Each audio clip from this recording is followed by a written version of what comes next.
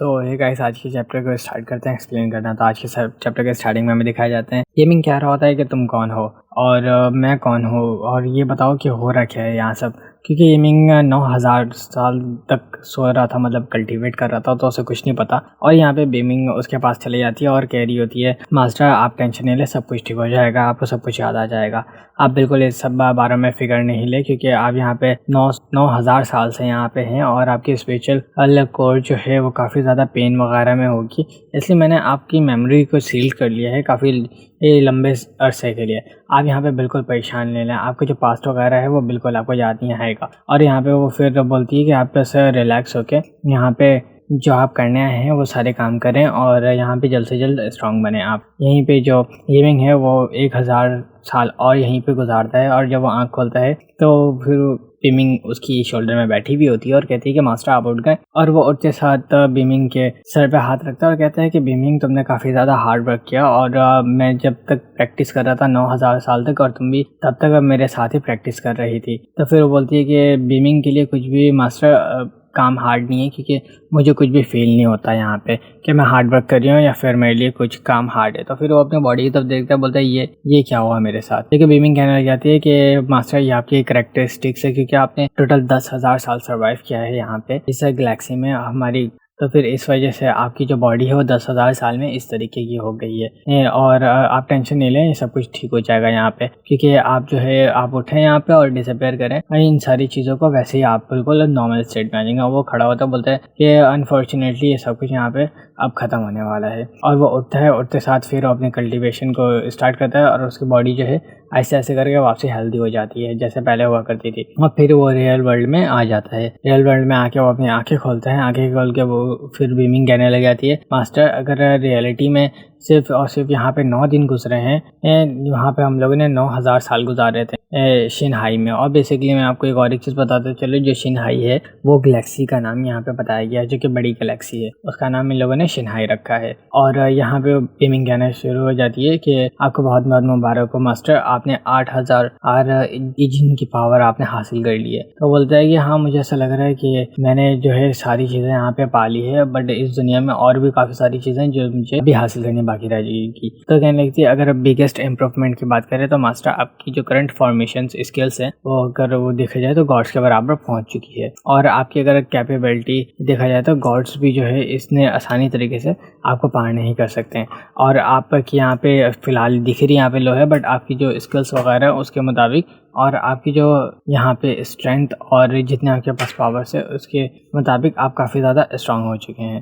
तो फिर यहीं पे येमिंग अपने बॉडी की तरफ देखते हैं, बोलता है कि हाँ, मुझे ऐसा कुछ लग तो रहा है कि मैं काफ़ी लंबे अरसे के लिए स्ट्रांग हो चुका हूँ, बट ये अगर मैं प्रीवियस के मुताबिक देखूँ तो यहाँ पे जितने मटेरियल्स है जिसको मैंने रीडेवलप किए हैं और फॉर्मेशंस बनाए हैं वो इतने काफ़ी नहीं है, और मुझे अभी काफ़ी सारे फॉर्मेशंस अरेंज करने होंगे। और फिर बीमिंग कहने लग जाती है कि मास्टर 9000 साल तक आपने जो है अपने फॉर्मेशन में काफ़ी ज़्यादा इम्प्रूवमेंट की है। और इवन अगर गॉड ऑफ वार होता है ना यहाँ पे, तो यहाँ पे वो भी इतनी ज़्यादा चीज़ें एक लंबे अरसे में हासिल नहीं कर सकता जितना आपने कर लिया है। आपने अकेले इतने सारे फॉर्मेशंस मेथड को सेम लेवल पे और इसके अलावा कंबाइन करके भी सीखा है आपने। तो अगर कुछ बंदे यहाँ पे होते हैं जो कि पूरे के पूरे कॉन्टिनेंट पे कंपेयर किया जाए तो मास्टर आप सबसे ज़्यादा बेस्ट है यहाँ पे।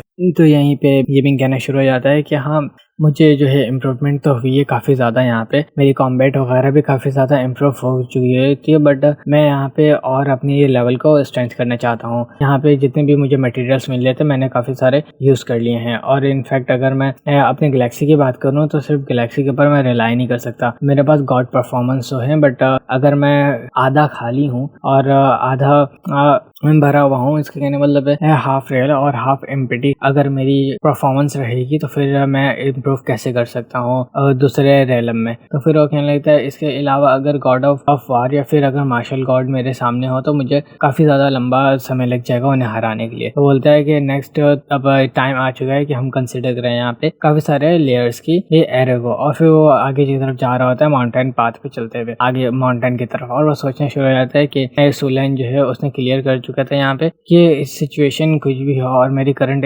स्ट्रेंथ अभी इतनी हो चुकी है कि मैं उसे फाइंड तो कर सकता सकता हूँ बिल्कुल, बट मैं उसके लिए ज़्यादा कुछ कर नहीं पाऊंगा क्योंकि अभी मेरी स्ट्रेंथ इतनी ज़्यादा नहीं हो सकी है, क्योंकि उसकी आइडेंटिटी यहाँ पे रिवील हो चुकी है और उसकी जो प्रेजेंट है वो बिगेस्ट फॉर्मेशन मेथड में अभी वो होगी है वहाँ पे। मैंने काफ़ी ज़्यादा फॉर्मेशन वगैरह के बारे में सीख तो लिया है, बट ये इतना ज़्यादा आसान और इतना ज़्यादा इजी नहीं होगा कि उसे ढूंढ के उस फॉर्मेशन को तोड़ के मैं उसके अंदर एंटर कर जाऊँ। और इनफैक्ट अगर मैं अपने पावर की बात करूँ तो मेरी पावर भी बड़ी है, बट वहाँ पे काफ़ी सारे बंदे होंगे जो कि गॉड्स लेवल के वगैरह के भी हो सकते हैं। तो फिर वो बोलता है कि और इसके अलावा अगर मैं पैसों की बात करूँ तो मुझे भी काफ़ी सारे पैसों की ज़रूरत पड़ेगी। और वो टास्क का डिस्ट्रीब्यूशन लिस्ट की तरफ जा रहा होता है आगे और बोलता है कि मुझे यहाँ पे श्योर कोई ना कोई यहाँ पे टास्क ज़रूर मिल जाएगा जिसको मैं कंप्लीट करके यहाँ पे कुछ पैसे कमा सकूँ। और वो आगे की तरफ जाते हैं, वहाँ पे एक टास्क लगी भी होती है। वो उस टास्क को देख के बोलता है कि अनक्लेम मिशन यहाँ पे क्यों दिया हुआ है, जहाँ पे इन्वेस्टिगेशन करना है डेविल लेग की।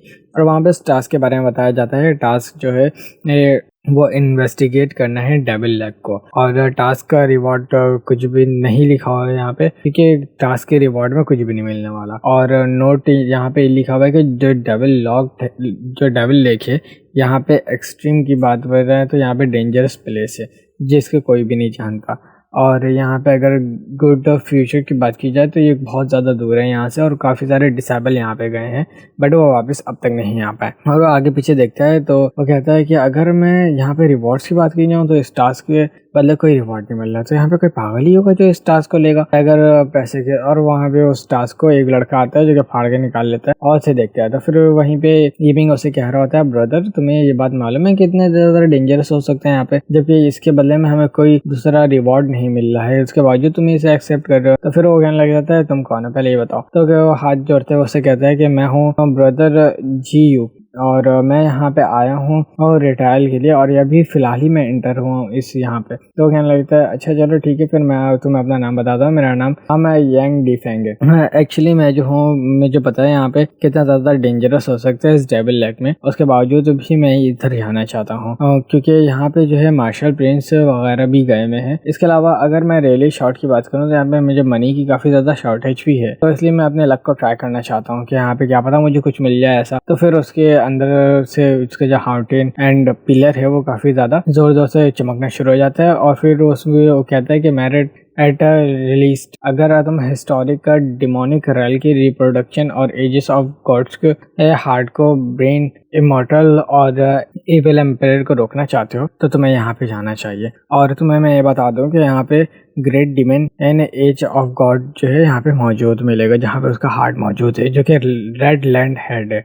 और इनफैक्ट इसे जो है यहीं पे मार दिया गया, जिसकी वजह से उसकी खून से ये लेग मौजूद हुआ और जिसने काफ़ी सारे बंदे जो है इसकी आर्मी को ज्वाइन भी किए और इसे काफ़ी ज़्यादा कत्ल कर दिया गया। एंड एट द एंड हुआ ये कि उसके हार्ट को जो है अनडेड उसका हार्ट था, क्योंकि वो अनडेड इविल एम्परर था। तो उसके हार्ट में जो है उसके हार्ट को उसके दिल से अलग, मतलब उसके बॉडी से अलग कर दिया गया और उसको एक हिस्टोरिक चेंज शेप में एक लेग के बीच में दबा दिया गया, जहाँ पे उसका नाम लेग का रख दिया गया डेविल लेग। और उसी के साथ साथ काफ़ी अरसे गुजरते गए और डेंजर जो उसके आसपास मौजूद होते गए और वहाँ के जो लेक है वो रेड पे कन्वर्ट होते गए और इसी के साथ पूरा का पूरा जो लेक है वो डिमोनिक बन गया। तो गाइस इस एपिसोड को यहीं पे हम ऐड कर देते हैं, बट इसके साथ साथ एक इन्फॉर्मेशन और एक इम्पॉर्टेंट नोटिस मैं आपको देना चाहूँगा कि गाइस प्लीज़ सब्सक्राइब लाजमी कर दिया करो ताकि आपको नोटिफिकेशन के थ्रू पता चल जाए कि मेरी चैनल में कब वीडियो अपलोड हो रहे हैं, ताकि आप लोगों को बार बार आके चैनल देखना ना पड़ जाए। तो गाइस प्लीज़ सब्सक्राइब कर लेना मेरे चैनल को। और इसके अलावा यार मैंने एक न्यू सीरीज और स्टार्ट की भी है, उसको भी यार देखो, वो भी तुम लोग को पसंद आएगा। वो बेसिकली वो सीरीज जो है थोड़ी सी हंसी मजाक वाली सीरीज है और रोमांटिक है, जैसे कि यहाँ पे लेवल अप कर रहा है उस सीरीज में भी एकदम सेम कंडीशन है। वहाँ पे वो भी एक जीनियस बंदा होता है जो कि लेवल अप कर रहा होता है, बट वो बैगर डिवाइन क्लॉक के लेवल अप कर रहा है। तो वो सीरीज भी लाजमी जाके देखो, सीरीज का लिंक जो है मैं डिस्क्रिप्शन में आपको दे दूँ। तो फिर मिलते हैं नेक्स्ट एपिसोड।